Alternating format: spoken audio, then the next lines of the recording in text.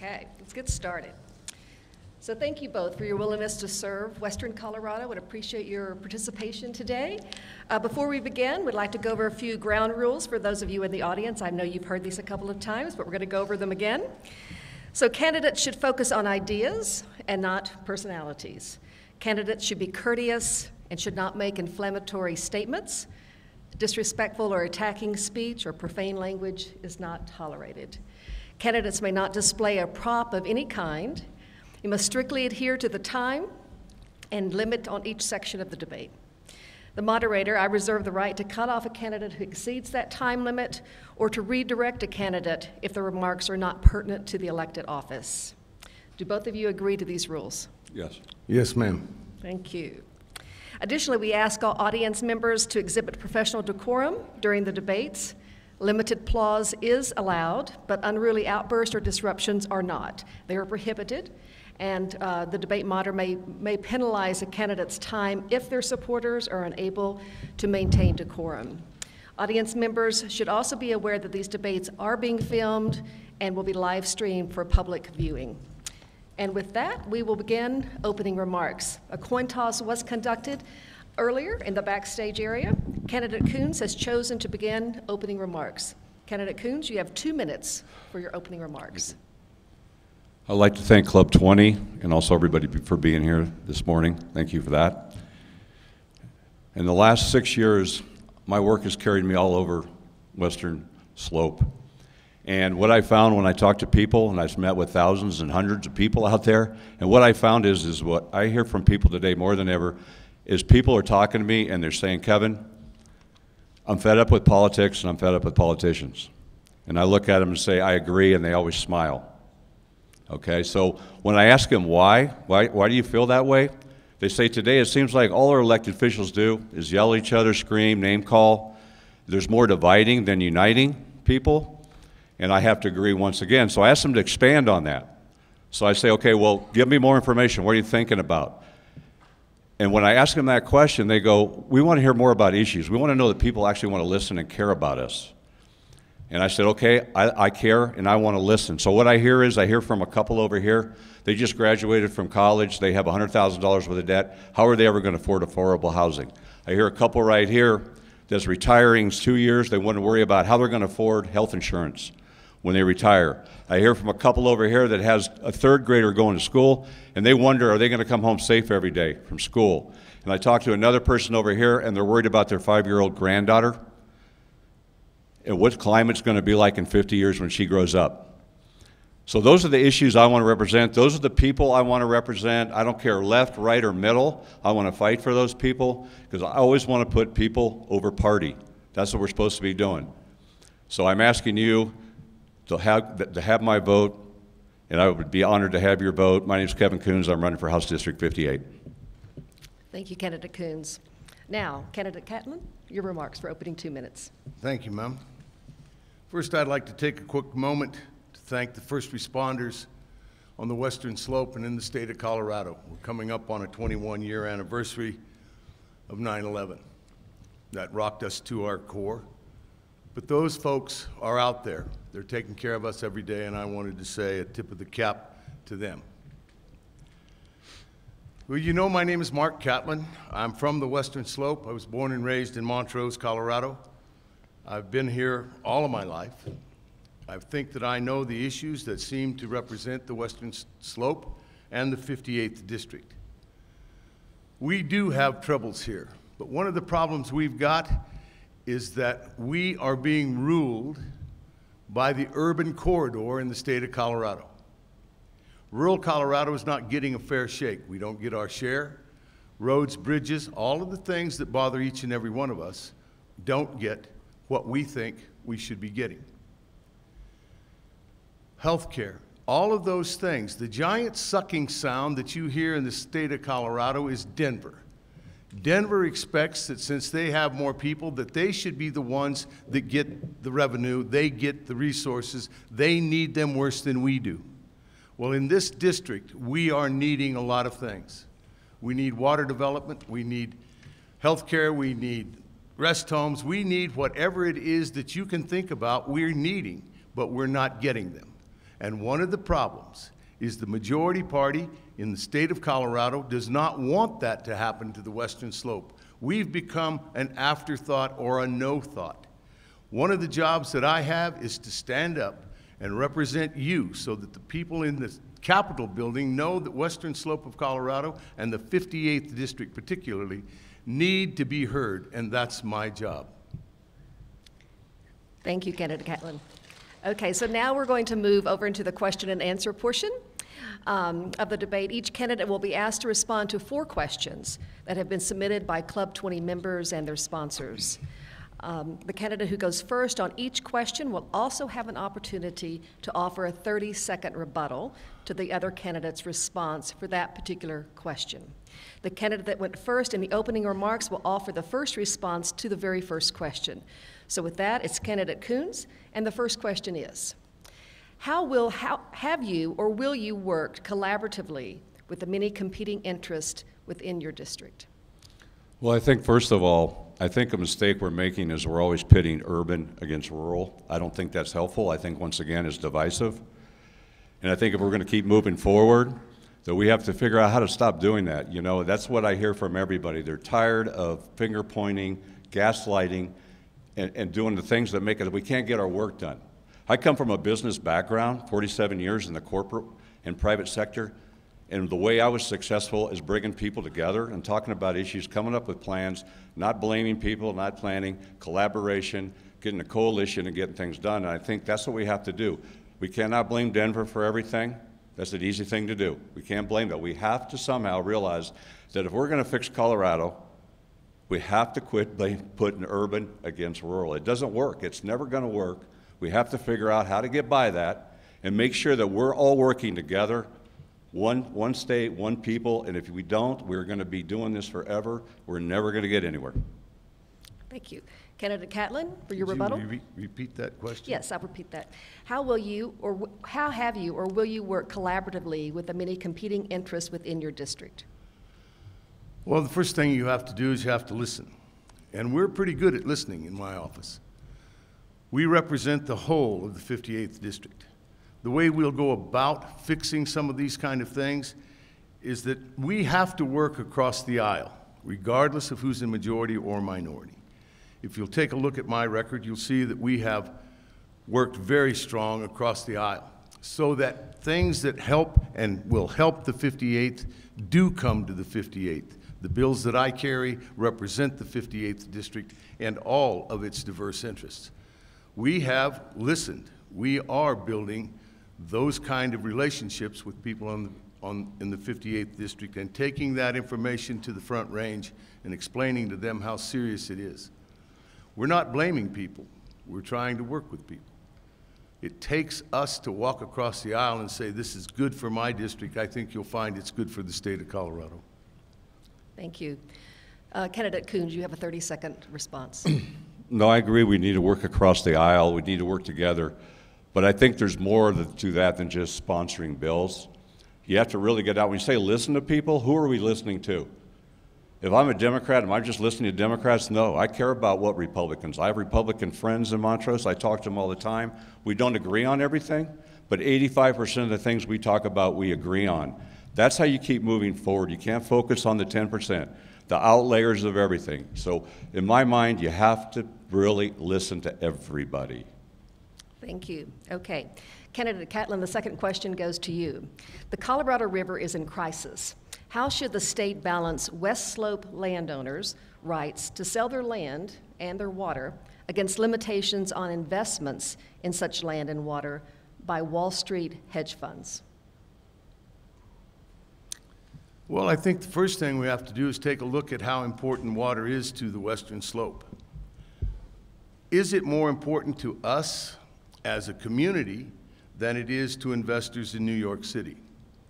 We as community are going to have to figure out what we want to do when we are noticed that investors from out of state that want to sell our water downriver are in the market. One of the things we need to remember too is that you cannot sell water across the state lines pursuant to our Constitution. So there are a lot of hurdles that these investors are going to have to jump.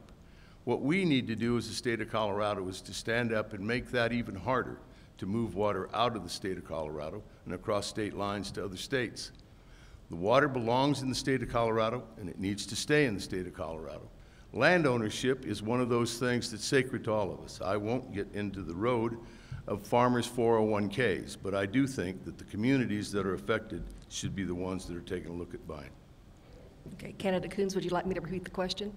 No, I think I got it. Thank you. Well, first of all, coming as and being and believing in free enterprise, and also capital. I look at if somebody can sell their water and it makes more sense to them to sell their water than to raise a crop in it, then I don't want to stand in the way of that, because I don't think that's what government should be doing, is telling them what to do with their water. However, if the water in Colorado, which we obviously, since most of the 80% of the water comes from Colorado and the river, I think it's important that we make sure we protect that water. And we don't let outsiders come in and take that water, pipe it somewhere, and do those kind of things. But I still firmly believe that you know, I love farming ag. I came from farming and ag, so I understand how important it is to keep that water. But like I said, if I look at some farmers in this temporary fix that we're getting with the money that came from the inflation, but if they want to rent or sell their water, I think they should have that opportunity. And I don't think we should stand in the way of that, as long as it's their decision, their water, their land. Thank you. Candidate Catlin, you have a 30-second rebuttal. Well, I don't think you heard exactly what I was saying. I'm not saying stand in the road of it. I'm saying that the communities that are being impacted need to be able to be granted injured party status so that they can take a look at those change of uses. And if they're interested in it, then those communities should have an opportunity to buy those ranches and farms to keep them in the industry until things are getting to the point that we can go back to us being able to raise a crop, because right now it's going to be pretty hard. But, you know, it is an asset. It's an asset to the farmer, and it's an asset to the community. Thank you. Okay, we'll move to question number 3. Question 3 is it is well recognized that the concerns and priorities of Western Colorado and rural Colorado often differ from those in the metropolitan communities of Colorado's Front Range. How do you propose to effectively represent and balance the diverse and sometimes competing interest of our state? And Candidate Coons, that goes to you. Well, I think once again it goes back to, you know, I love the Western Slope. I live here, and I consider myself a Western Slope Democrat, and that's a lot different sometimes than a Front Range Democrat. And I think it's important that when legislation is being passed on the Front Range, whether it has to do with public safety, law enforcement, whatever it might be, I think it's important when I see that kind of legislation, I'm not going to make decisions. I'm going to bring that back to this community. And if it happens to say, let's say public safety, I'm going to sit down with somebody like Chief Hall and say, how's this going to work for you here? Because this is what they think might work in Aurora. Is it going to work that way in Montrose? Same thing with any other bill. I'm going to make sure that we're not just passing bills that sound really good on the front, but how's it really going to affect the Western Slope? So I think you really have to pay attention and make sure, once again, if it's a bill coming out of the Front Range that's sponsored by a Republican, but it makes good sense for HD 58, I'm going to get behind that bill as long as I know it works. I think, once again, you have to make sure you're looking what the bill is, can it work, and how's it going to affect, what's the outcome on the Western Slope? Thank you. Candidate Catlin, would you like for me to repeat the question, or are you good? Yes. Okay. The question is it's well recognized that the concerns and priorities of Western Colorado and rural Colorado often differ from those of the metropolitan communities of Colorado's Front Range. How do you propose to effectively represent and balance the diverse and sometimes competing interest of our state? Well, currently, the score over there is 41 to 24. It takes 33 votes to pass a bill, regardless of good, bad, or indifferent. So sometimes it's hard to get in front of that bulldozer. But what we've been trying to do, and we've been accomplishing it, is to go to the other side and say, listen, we need to talk to you about this issue. Show them what it will do on the Western Slope, show them what it has done in the past, and what we need to be able to do to make it fit the Western Slope of Colorado and the 58th. One of the things that we've found is that if bills generate from the Western Slope, from the 58th District, and go to Denver, more than likely they will work. But when Denver and the Front Range write those bills, they come back from Denver, and we have a hard time making it work in our communities. In other words, we have to whittle our square peg to fit their round hole. And a lot of times that causes big trouble for us over here. Thank you. Candidate Coons, you have a 30-second rebuttal.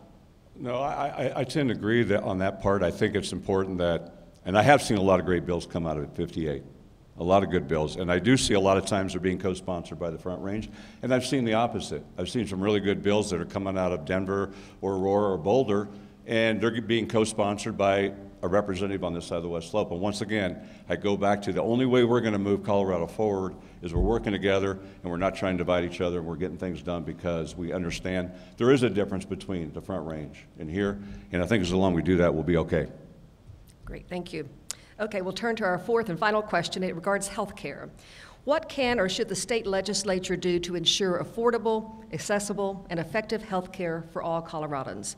And with that, we'll turn to candidate Catlin. Well, I think we need to start taking a much harder look at how our health care is paid. You know, we've passed a number of bills that we thought would make a difference. I ran a bill that we studied what could work, what might work, and what won't work. We did that study. We came out, and I think that Colorado option passed out of that. It didn't do what I wanted it to do. The other thing that we've done is that we've passed a bill that bans surprise billings. And surprise billings is one of the problems that we've had over here because outside of network ends up charging people so much that some of them have to mortgage their farms. That shouldn't happen. We ran that bill, it passed. The federal government has now used it as a template as to on surprise billing. We passed it again this last session, and it's now part of the Colorado law. Thank you. Candidate Coons, would you like me to repeat the question? Or yeah, would you please? Yes. What can or should the state legislature do to ensure affordable, accessible, and effective health care for all Coloradans? Well, I think living in rural Colorado, I think the number one thing is competition. We just don't have enough insurers on the Western Slope or any part of rural Colorado. In fact, 12 rural counties right now only have one provider. 27 counties in Colorado are underinsured. So we need competition. We need people to come here and realize they have different choices on the Western Slope. I think that's really important because, like I said, if you look at, and you have to have more not only more providers, but more health facilities. Like right now in Montrose, they're building 2 new facilities, one down the river, and I think that's how we're going to lower costs by having more options for health care and more places to go get health care so that people that are on fixed incomes or low incomes have more options. That's the only way it's going to work. Competition will bring the costs down and give more options, and that's what we need. That's why it's more expensive here than on the Front Range, because they have more people to choose from. We have one provider. So I think we need, the state legislature needs to put more pressure on the insurance industry to bring more providers to rural Colorado. Thank you, Candidate Coons. Candidate Catlin, you have a 30-second rebuttal. Thank you. Well, one of the things about competition is you can't make people compete. We understand that there are not enough insurance companies over here on the Western Slope, but you cannot get them to come. That makes a real roadblock for the Western Slope of Colorado, and you cannot, and we have not been able to legislate the fact that 1, 2, 3, 4, 5 insurance companies have to come to the Western Slope. That's not how free markets work. That's not how our insurance market's working. Thank you, Candidate Catlin. Okay, so now we're going to move to the cross-examination portion of this debate. Each candidate will be given 4 minutes to ask questions of their opponent on matters pertinent to the race or office. Please be reminded that questions should be pertinent to the office you're running for and should not include any attacking speech or profane language. I will reserve the right to redirect a candidate if the remarks are not pertinent to the elected office. So Candidate Coons, you will begin the cross-examination. Okay, thank you. First of all, I want to give some kudos to my opponent. He's passed some really good legislation, stuff that's really important in 58, and I think he needs to be accommodated for that. One he talked about, which was the health insurance surprise billing protection, well, I think was awesome because I know how much that's hit people that I know that get bills and can't believe what they got charged. I think the dark sky designation he did, I know how important that is to the Black Canyon and what's done. I think that's a great one.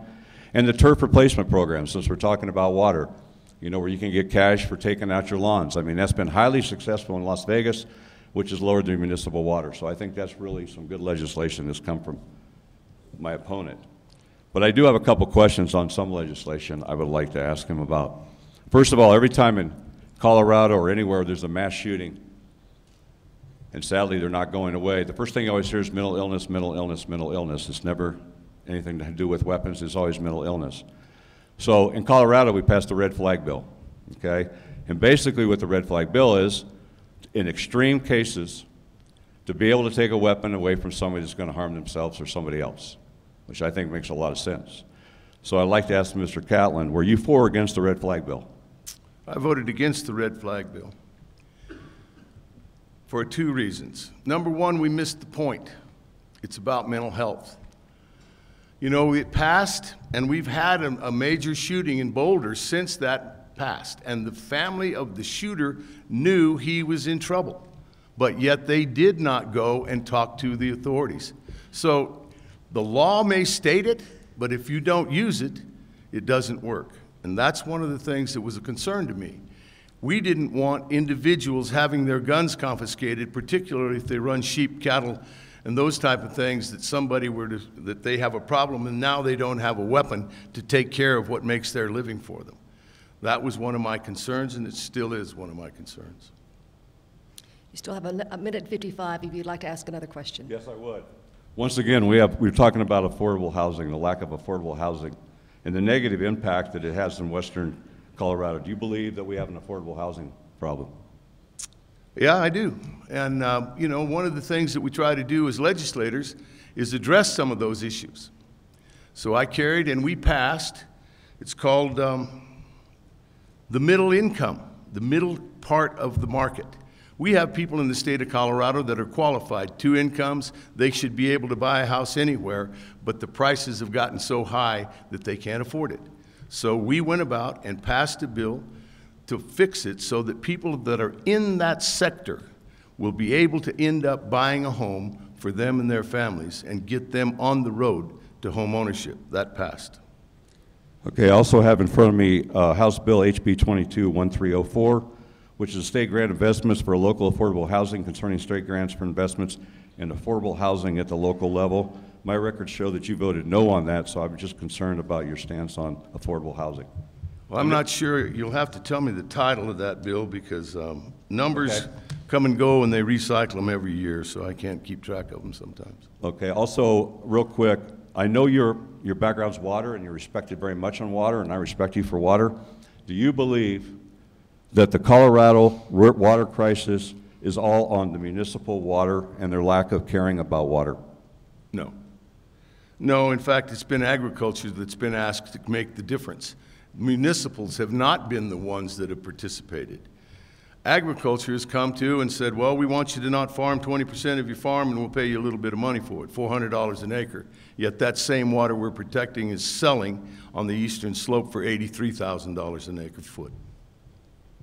Okay, very good. Okay, now Candidate Catlin, you have 4 minutes to ask questions of Candidate Coons. All right.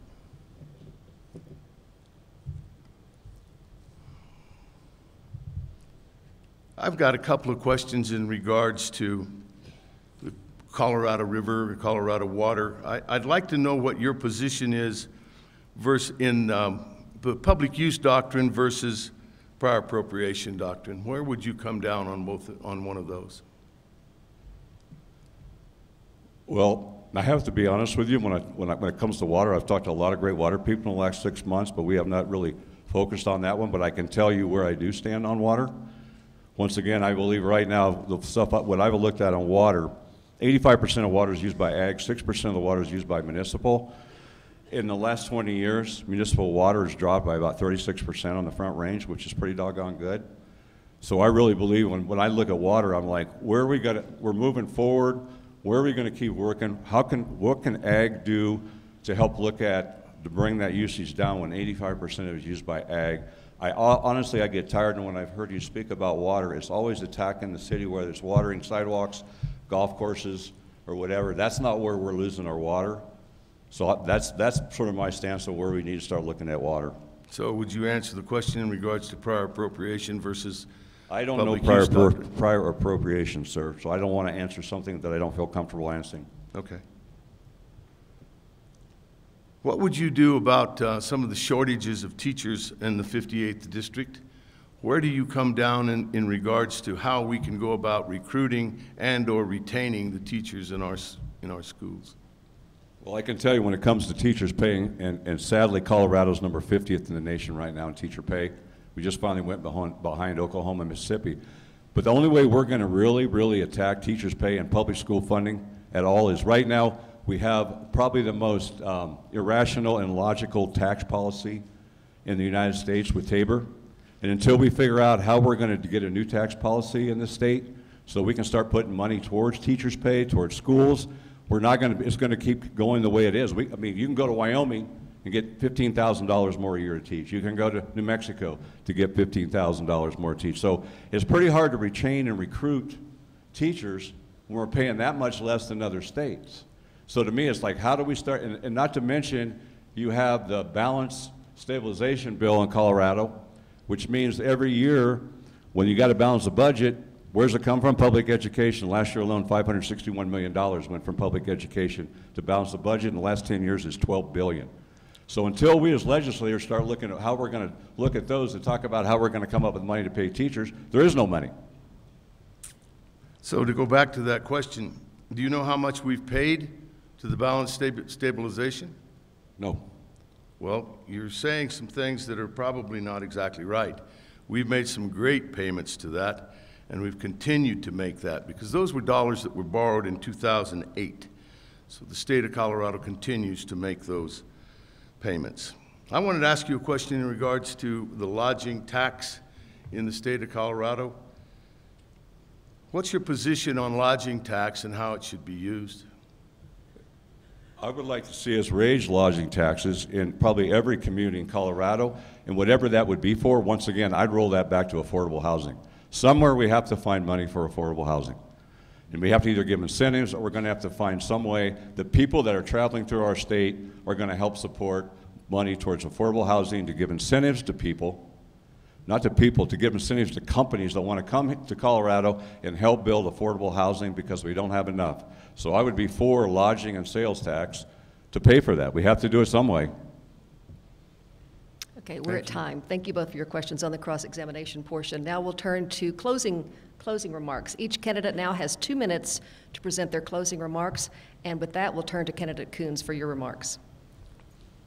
Like I stated in the beginning, the reason I got into this race is because in the last 5 years, all I've seen is yelling, screaming, devising, conspiracy theories. I don't care what it is. I don't see anybody. This is becoming the divided states of America, not the United States of America, and it breaks my heart because I love this country and I love living in Colorado. So I want to let people know that when I go to Denver, I'm going to put people over party every single time. And if that means I upset people on the fringes of Democrats, I can live with that. I can live with that because I'm always going to know I'm doing the right thing. Okay, so that's really important to me.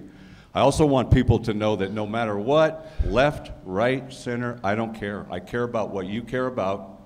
I'm not going to not listen to you because you didn't vote like me, you don't look like me. I'm still going to care about what you care about. And I think that's lost right now. We've lost empathy, we've lost integrity, we've lost everything that people are so worried about today. They're worried about issues, but really they're worried about what is the government? Do they really care about me anymore? They don't think so. They think politicians care about their donors and whatever political ideologies that are in their party. They're not listening. They're not listening, and I understand that because I feel the same way. How can we make changes when every time you try and do something or talk to somebody from the other party, you're automatically getting demonized, yelled at, called, you know, you're being defined when you don't even know people? I think that has to change because I believe this country right now is being destroyed from within. You know, forget from the outside, it's from within. We have to have a heart again. I have to care about what you care about, and not just say that because I want you to give me $5. I want to know because I really do care, and I think we have to do that harder than ever because I worry about my kids and my grandkids. Where are we going? Where are we going with our freedoms, our rights, our ability to say what we want without having to feel like we're being, you know, being yelled at because you don't agree with me?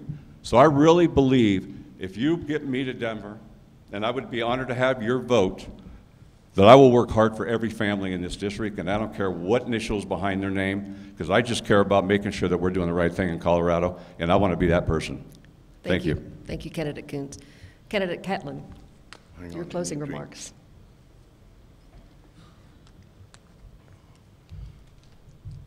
Well, thank you. First off, I'd like to say that I've had some important jobs in my life, but I want you to know that this is the most important job I've ever had. This isn't something I thought I was going to go do. This isn't something that I had on my bucket list.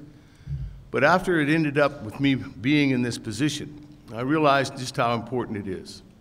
One of the things that we say in my office is we represent everyone in the 58th District, and that's true.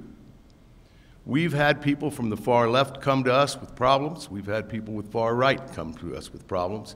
We've sat and listened to them. We've tried our best to do something about it. But the thing that we find is there's very few people that identify as far left or far right. Those of us that are in the 58th District are very much alike, really regardless of how much your party matters to you. Because one of the things that we have to do is that we're friends and neighbors, most of us.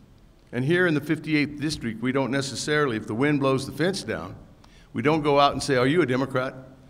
No, we go out and say, hey, we need to work on that. Would you like to help on that this weekend, and maybe we can get that fence fixed?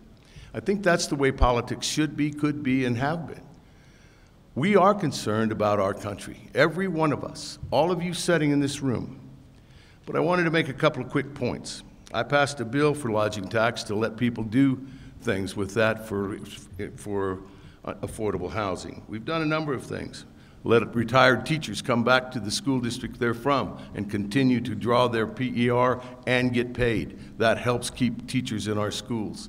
These are the kind of things. People might think I'm a one-trick pony, but I want you to know that every part of the Western Slope in the 58th District matters to me. I'm from there. I'm your neighbor, and I'd like to be your friend. Thank you. Great, thank you. Thank you to both of our candidates. So thank you for participating in today's House District 58 debate. Really appreciate your willingness to serve and to serve the people. And thank you all for the audience for participating as well. Thank you. Thank you.